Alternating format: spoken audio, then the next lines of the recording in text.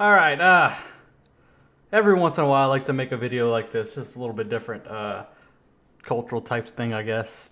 I enjoy a lot of games. Uh, Not particularly recently because I moved. I moved from Atlanta to Louisiana, and there's a lot smaller scene here. I work a lot more. I don't have time to go play a lot of games, so I end up spending a lot of time on my computer playing video games. But I used to be bigger into games like Magic the Gathering, which coincidentally I just saw this article and a few tweets and stuff, and man, it got me pissed. This is coming off of the back of another big controversy that happened like last month. If you follow this stuff at all, if you're interested in Magic the Gathering, you know what I'm talking about. Therese Nielsen, I don't know if she ended up losing her job. I know she had put up a big apology and all kinds of stuff to appease these insane liberals and SJWs that are taking over Magic. I don't know what's happening here.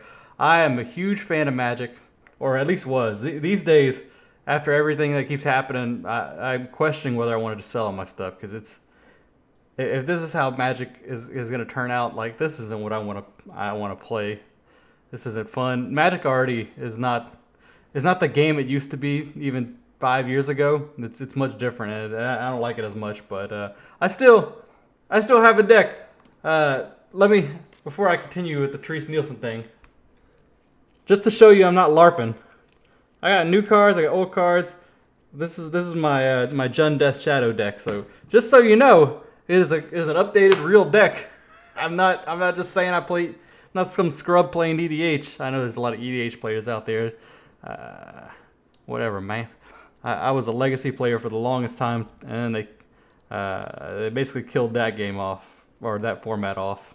I played Jund in that, but with the banning of Deathrite Shaman, I couldn't play that anymore. Anyway, long story short, I play Magic. I have cards. I've got a real deck. So you know I'm not LARPing here. Uh, anyway, what they did with Therese Nielsen was a freaking shame. That lady, first off, is gay herself, and then had to apologize because there was a Twitter shitstorm because she in the past had liked conservative tweets, I think some Trump tweets or something like that, and these insane like new young SJW kids. One of them who looks like Bobby Hill in a dress. If you play Magic and know who it is, you know what I'm talking about. He, she, I think they want to be called they.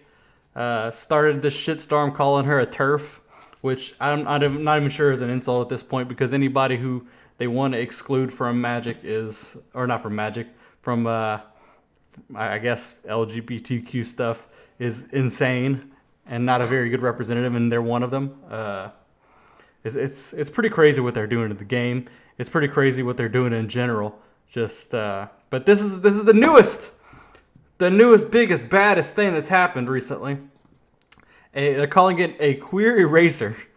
In Magic the Gathering, book, their newest book infuriated fans and got an apology out of the author. Wizard of the Coast, publisher of the popular collectible card game Magic the Gathering, if you didn't know, issued an apology to its fans on Friday. Some fans are upset that the publication of the tie-in novel War of the Spark Forsaken appeared to erase the sexual identity of a planeswalker, Chandra Nalaar. If you don't know that, it is popular. I think the second most popular planeswalker. It's a chick. I don't. It's this girl. They say over the past week we've seen and heard strong reaction from the fans about how we handled the resolution of Chandra and Nissa, another female character in the story, another planeswalker, a romantic relationship in the recent Forsaken novel, and we apologize, said Watsi in a statement. We didn't live up to expectations we created for Chandra and what she means to our fans. I'm not going to read the whole thing. I'm going to skip around, but essentially everyone was mad because the two flirt a good bit in the books, and a lot of stuff is hinted. It shows that they're building a relationship, and then at the end, they just don't. It was a sad ending, and that's the end of the book. Not everything has to end in a glorious gay relationship. I don't understand. That seems to be the problem with everybody in the Magic the Gathering communities, especially with this SJW stuff. if it doesn't if it doesn't come to a full gay relationship in the story, then there's something wrong. And I'm not saying that there's a problem with that. If the author or Magic the Gathering WotC wanted that to be the case, that's fine. You can write that story. There have been stories in the past. There's been characters who they retcon to be have no gender or to be transsexual, all that kind of stuff. I really hate that kind of stuff being injected into stories afterwards.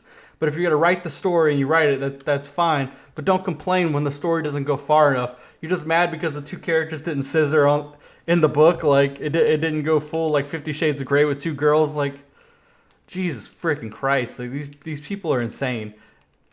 I don't understand. Like you can't just have the end. You can't accept the ending that they had because it didn't go far enough to your stupid agenda.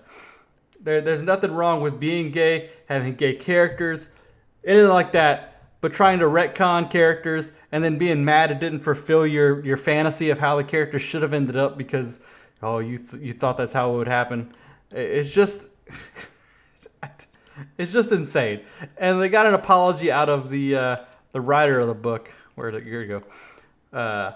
Response to my latest novel, War of the Spark Forsaken. And by the way, apparently nobody thinks it's a good book. First off, I don't know if that's that's just because people didn't like the ending or what it was, but nobody thought it was a good write. To be honest, Magic the Gathering hasn't written good story or anything for years. Apparently they had some good books back in the day, people say, but it's trash. And to be honest, I wish Magic would just stay away from this. They don't need a story. I understand they want to make media. Like I think there's a show coming out on Netflix or something like that. It's completely unnecessary. They could write a little itty bitty thing. This is where games like League of Legends went wrong, where you don't need a lore. You just need to plop characters into situations. I don't need to know about who these characters like fucking and all that kind of stuff. I just don't care. Like just put them into an arena and have them fight. That's what Magic the Gathering should be. It should be me versus the other guy summoning creatures and casting spells and stuff, fighting to kill the other opponent. I don't need to know the backstory of these characters. I guess some people care, but I've never cared. I've been playing this game since 2002 or something like that. I didn't play a ton back then, but I bought in at different times. I played when I was a kid, and then I played in high school, and then I stopped, and then after right at the end of high school, I started playing again, and then I got big into it right about, I guess, Gate Crash. If you guys play around Gate Crash is when I really started playing a lot, and I've played since. I don't know when that was, 2013 or 14 maybe. I don't know. Maybe my timeline's off. But I've like I said, I've played off and on since I was a young kid. Anyway, after reading the materials, they preceded my work on Magic the Gathering. I was particularly intrigued by the burgeoning relationship between Chandra and Nissa, and this guy is gonna like talk about how he wanted the relationship to happen the whole time. I was shut down, guys. This is not my intention. I wanted them to full blown go at it in my book. In lieu of bringing them together, as it was not a relationship that WotC planned to pursue, my goal was to write something that honored Chandra's feelings for Nissa and Nissa's feelings for Chandra. Something that would give closure to the relationship in a sad but satisfying and understandable way. I believe that if readers had seen my original ideas for the chapter in question, they may have gotten a better sense of what I was trying to accomplish. They may have liked it better, or maybe they wouldn't. And I think that sentence right there it shows what this guy is thinking. He's saying that, I did the best with what the story was supposed to be. WotC didn't want a full-blown relationship with Nissa and Chandra, so I didn't write that. It's not his job to decide what the storyline is going to be. It's his job. WotC's going to be like, all right, this is what we want to happen. You fill in the details. And then they set some hard lines like, hey, we don't want this, we don't want this, we don't want this.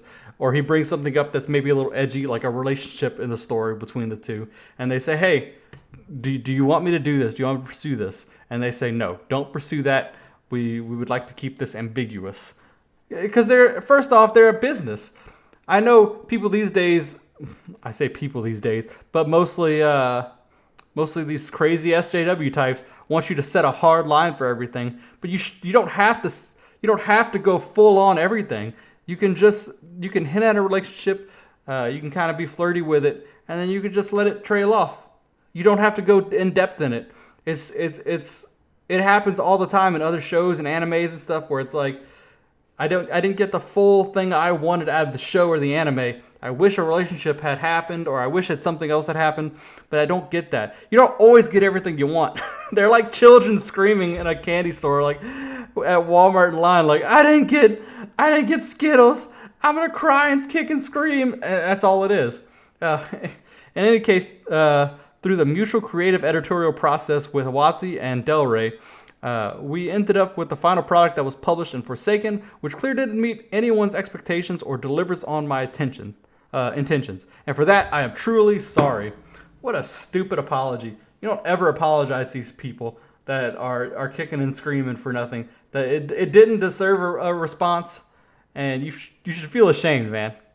And by the way, if you don't know why this is up, he's one of the writers of Gargoyles. I think that show ended up coming back. It was a favorite as a kid. But there's tweets like this that I wanted to bring up that just show how insane these people are. By Eric Landes.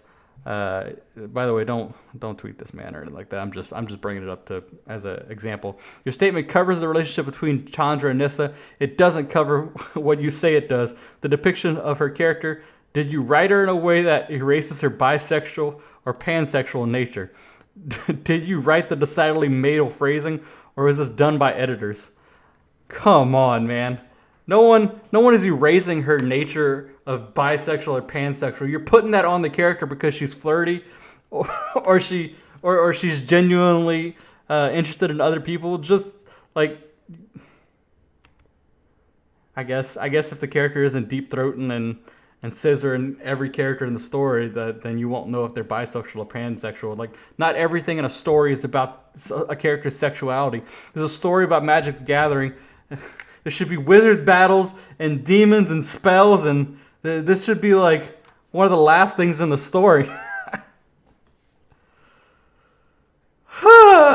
And there was more of it. There's like all your transsexual all-stars in the Magic the Gathering scene, talking about how it's erasing their existence because Chandra wasn't gay, I guess, even though they've had characters in the past. Like, apparently if everything's not gay, nothing is. And I don't understand. And this is another one. This is a big thing about women in the past. Oh, before I get to that, I wanted to skip down here. I think this is the one. This is the ones with the, as I said, the transsexual people, the all stars in this. This is the one I wanted to talk about. I skipped down a little bit. Women and members of the LGBT community have long felt like outsiders in the community. So I'm gonna click on a few of these articles, and we're gonna talk briefly about some of them. And it's just showing like women in Magic the Gathering, as if that has something to do with the non-gay relationship, as if all women should be gay, I guess, or love this, have to be accepting of that. It's got to be different. Again, not that you don't have to be accepted of gay people. You should be accepting of everybody. You know what I mean. The tournament scene is notoriously toxic to players. Players and commentators have been banned for making threats against female competitors and cosplayers. First off, this was just some guy who's a fucking idiot who made some stupid comments and got banned. And then they bring up the quartering guy who definitely didn't do that, who definitely didn't harass cosplayers, and made a couple tweets and a video or something. And all of a sudden, he was like the worst person ever. And this cosplayer girl who's stealing money from dumb young nerds quit because she said she was Twitter harassed. Like, if you can't handle the Twitter harass, you're gonna quit anyway. It'll probably get me banned from Magic, but whatever. Just saying these stuff these days, it'll get you banned by the WotC Gestapo. The game's design team has always been overwhelmingly male. And there's a whole Vice article on that if you want to read it. As if that's a bad thing. Girls don't play these games. it later in this article, it's gonna say the magic number, the 38% number of women who play Magic, which is just bullcrap. Because if you've ever played Magic, especially tournament Magic, you know that number isn't real. There may be a decent number of women that are starting to play more in Magic in general, but the 38% number is just literally people who play the random draft, or they'll buy boxes or packs and play with their friends, and they'll play probably once a quarter, more like it. Maybe once every time a set comes out, they'll come out and play, and they'll play EDH with mostly their guy friends. Occasionally they'll have a ring of women, but it's mostly guys. Magic is always going to be dominated by guys. It's just the way it is. Guys are just more interested in it. There's more nerds who are guys, and it's just the way it is. I don't understand why it's a bad thing, and they're gonna always come down on that. But whatever. In 2015, Mark Rosewater, who you can love or like or hate Mark Rosewater. I don't like him particularly. He's not the worst designer in the world, but yeah, he had some of the best. He had some of the best blocks that he made, Mark Rosewater. And then after he did that, when he first started, it just went downhill real fast. So whatever. When player Jessica Esfen became the first woman to win a Grand Prix, one of Magic's largest and longest running tournament events in 2018, there was a social media backlash that was so intense she had panic attacks. Mostly because she was a nobody who got tournament recognition, and then most people were like, "Wow, you did so good for a girl," and she got triggered because of it. And this is the last part. I'm not gonna read this last little bit because it's just going over the same thing I've been saying. Where, especially because as works of fiction, novels are a place where Wizards of the Coast can make it clear that within World of Magic, queer people exist. If you're not validated in a book, it doesn't matter. If every new set doesn't have a trans, queer, gay, all of the above character, plus a different one, like every race in the rainbow represented in a single set, it doesn't matter. As if like you're the only one. Like I'm part Japanese, and I've been praying for a Kamigawa set for years. That's when I first started playing, and it's never gonna happen. Maybe 5-10 years from now it'll happen, but I never complained that Japanese people aren't represented enough. We got, what was it? Khans of Tarkir. You got vaguely Mongolian Chinese people, but that's not who I am. That's supposed to be good enough. Generic Asian people is good enough. Like, I'm not complaining there's no Japanese people in Magic the Gathering. I'm just saying that you don't have to be represented every set. I was fine with it. It's not about you. It's about the game. You play the game for the game. You don't play to see yourself in it. If that's what you want in it, like you're getting the wrong thing out of it, and you're looking for validation in life, that's just not there. All right, this has gone a little too long, so I'm going to read this last little bit, and this was an article by the girl who ended up winning the GP on women, and she's basically telling us, here's some things that you should do to encourage women to want to play more. Stop having expectations of what women should be or do. Stop expecting us to be on aggressive decks and blah blah. She's saying don't expect us to play certain decks because of women. If you don't play Magic or don't know, most women end up playing decks like red deck wins, like very very simple aggro or streamlined decks, because they honestly just don't play enough. Obviously, there's some women who play more complicated decks, but in general, a lot of the women who show up, like I said, are just coming to play once or twice a month at the most, or they're playing EDH decks, which aren't even part of the whole tournament scene in the first place. She says, stop asking if we own cards, stop asking for our boyfriend, where's our boyfriend, all kind of stuff. Again, stop treating us like we don't belong. Again, that's just because women don't play a lot. That's why that stuff comes up. Stop using your pro status to slide into DMs. I'm saying this. Stop treating these stupid people who are quote unquote Magic pros. Nobody who plays Magic long term. Like if you play with the guys I play with, who have been playing for Magic for 20 years or whatever, No one treats these stupid pros like you're everybody knows who it is, the Brad Nelsons and BBDs and three-letter acronym characters of the world, and your Turton Walls and all that crap. People like that, stop treating them like professionals, like they're somebody special. They're just freaking fat nerds, all of them. All right, I'm sorry to be fat shaming too. I'm gonna get banned for that. Start treating us as equals, supportive of our attendance, and start respecting us in spite of our sexual predilections. Respect us even if we're not interested in you as more than a friend, and please stop thinking we're only there for you. Because not, yeah. These people, they come into a world that is, when you go to a tournament, it's like 99% men, and then you're around awkward nerds who don't know how to talk to girls, and the guys who do treat you like a business transaction. So they think people are being rude to them. Whenever you play against a girl, a lot of times, they're the crazy SJW type. So you got to be only 1 and 2 word answers. That's it. It's a business transaction when you play them in a tournament, or you're gonna find yourself on Reddit in a post or something, and it's not worth it.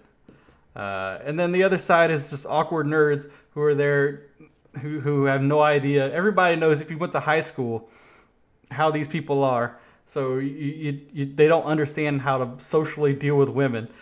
If you play with people who are older and have common sense and know what they're doing, like you're just preaching to the choir. Like the group of people, again, the people I played with, there's 20 or 30 of us who go to events and that all play together. There's people of all shapes, colors, sizes, trans people, guys who decided halfway through they wanted to be trans, or there's women. It didn't matter. You were treated like a normal person. You got shit talked and you got fucked with just like everybody else. You got treated like one of the boys. And if you didn't like that, you still just got treated equally. And everybody was fine with it. You got treated equally. But again, you're coming into a group of kids. 90% of the time when you come into tournaments, these girls who are 20-somethings, or they're, 17 to 18, 19, these girls, the majority of them who get triggered in this kind of stuff, don't understand that they're walking into a bee's nest of sophomore kids in high school, all up to 17-year-olds who probably never held a girl's hand. Like, that's who you're dealing with these situations. Anyway, this is like gonna be my longest video ever, just bitching about. I could sit here and complain about Magic, this kind of stuff, for days. It makes me want to quit Magic every time I see something like this. All right, tell me what you guys think. If you like Magic, what do you play? What do you think about this kind of stuff? If you ever posted on Reddit Magic TCG, oh, you'll get the downvotes with this kind of opinion. So that's why I'm posting it here. All right.